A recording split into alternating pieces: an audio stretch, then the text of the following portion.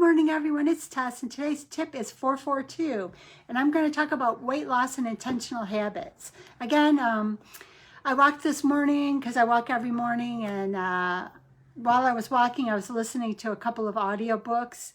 I use that time to get my day started, and during the during the walk, I was listening to the one thing, and I'll post it in the comments again. I'll post a couple of books that I was listening to this morning while I walked. One of them was Abraham Hicks, Money and Manifesting, so I'll put that in the comments too. And what I kind of realized is that we all talk about habits and how hard it is to create habits. And in the weight loss journey, I thought, wow, what is the consequence of not being direct or in not being aware of the habits you're making? Because I was thinking about it and I'm like, we all have habits. Are we intentionally setting habits, or am I intentionally setting habits to win in my journey? Or am I setting habits that are blocking me and owning them as something I can't control when all they are is habits that I created? And it made me start thinking about it. So when I got back, I actually looked up articles to take it away from the one thing. There's a lot of great information in that book, but this idea of habits, all of a sudden it dawned on me, and it should have dawned on me a long time ago, that this idea of habits, I've complained about trying to create new habits. I'm trying to enjoy this process, and I'll be honest, I totally enjoy this process now. But I was thinking about it. I'm like, the things that were not supporting me were habits that I created. Maybe they were unintentional, but yet they were habits I created. So as much as I think I don't want to create habits, I do want to create habits that are intentional, that are going to support my journey. So I found an article by Science Digest, and what it actually said really kind of was eye-opening for me. It talked about the idea that 40% of our daily tasks are habits that we learn through associative learning, or just from repeating time after time, day after day. And I'm like, 40% are unintentional habits that we've just developed by people we've been around or things that we've put into play regularly. I used to be one to hit the snooze. I never wanted to wake up. I didn't get up with the sun. I love my morning routine now. And I'll kind of explain more about that in a few minutes, but it made me realize our lives have a lot of habit in them. And they're basically saying 40% of our daily life is habits that we maybe really don't even realize we've incorporated into our life. They are just patterns that we've gotten into over time. Like everybody, and I'm not saying don't get your Starbucks, but everybody who has to have that coffee to wake up, or the Starbucks every day, or the ice cream every day, or the cake every day, those are all habits that we have all created. Whether they were intentional or unintentional isn't important. It's just a habit. We may not be calling it a habit because we didn't intentionally invite it. So I found it really interesting because, like it says, habits are just the automatic thing we do all the time. We automatically, or at least we used to automatically, complain all the time about not wanting to drink water. That's one of those things that Doc V would call a basement thing. That's something that your body's 80 to 90% water. Why are you fighting it? So I thought that was really, really interesting. He says we form associations between cues and habits. And I thought that was really important too, because I do remember pre-surgical, I always had to have a certain sandwich on the way to work because I'm a creature of habit. I tend to eat the same foods for a period of time, get tired of it, then I move on to the next one. So I would have this certain sandwich, breakfast sandwich I wanted every morning. So I'd have to have it on the way to work every day.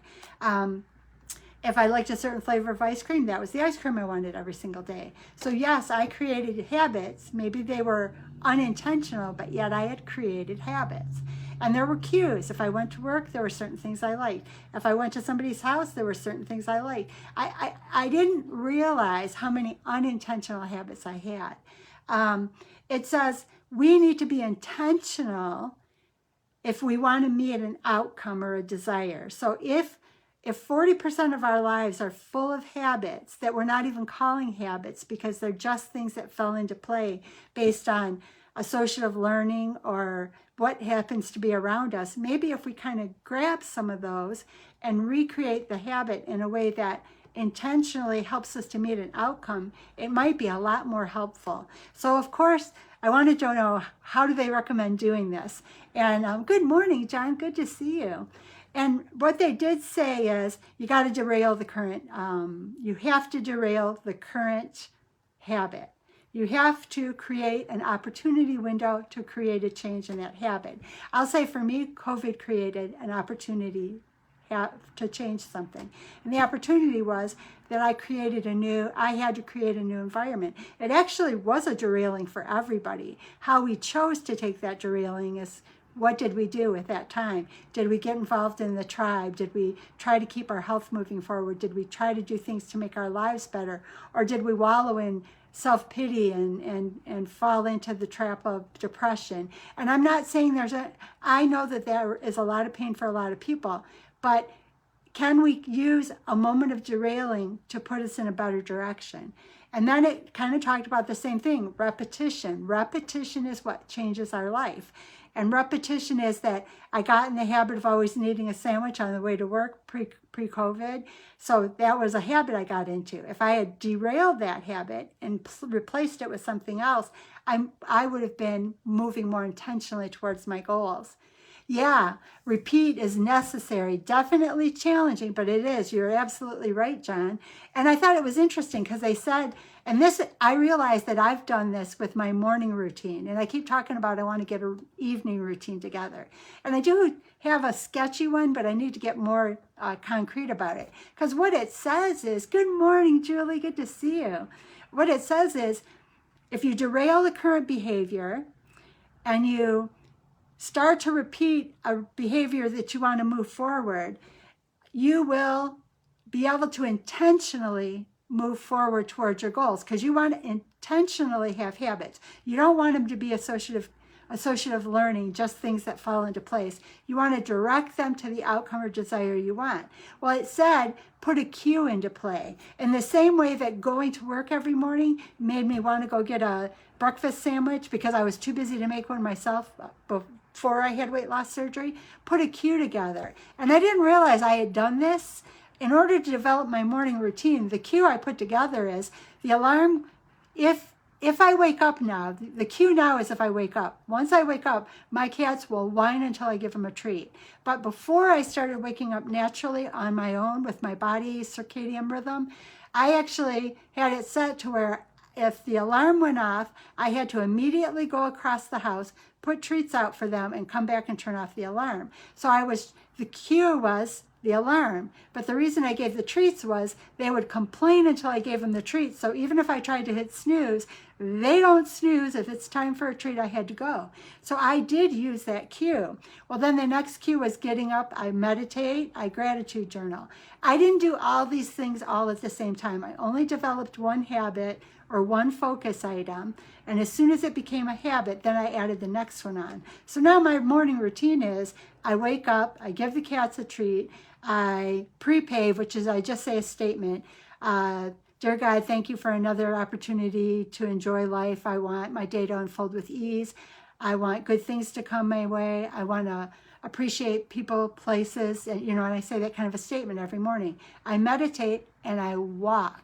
Yeah, I know, John, it's so funny. And I meditate and I walk. So I keep myself moving forward. But what happened is that one cue, which was giving the cats a treat, turned into a whole morning routine. So I used that cue to build the intentional habits to start my day right. So now I realize maybe I need a cue so that I get my evening routine down. And maybe the cue is so that I can spend that last hour unwinding with like some kind of studying so that I can go into that sleep mode, because I'm finding all this so much helpful in my life, so much better. I mean, my life is going in directions that I know I've said before a million times I never thought would happen. And I'm so grateful. But it was so interesting when I saw this today.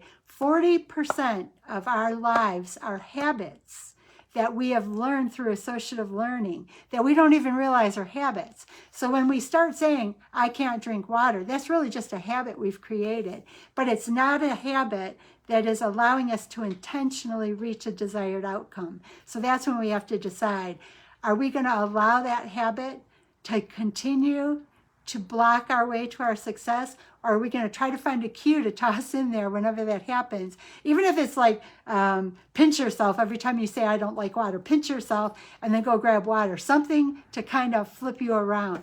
I know I need to continue to work on that, because to succeed long term, I need to continue to find those areas where I have habits that don't help me get to my desired outcome, that probably have been in there for so many years I don't even want to own it. So I hope you guys have a beautiful day, and I hope you find this useful. It was shocking to me when all of a sudden it dawned on me, most of our lives are habits. And how many habits have I let in that I truly didn't want it? And how many of them am I claiming I'm a victim to, when it's truly something I let into my life? So I hope you guys have a beautiful day, and thank you. And I'm sure most of us will be with Doc V in just a couple of moments. So thank you so much. And I will go live in Doc V's Transform Your Life group tonight. Thanks for being here, and I appreciate you all very much. Have a great day.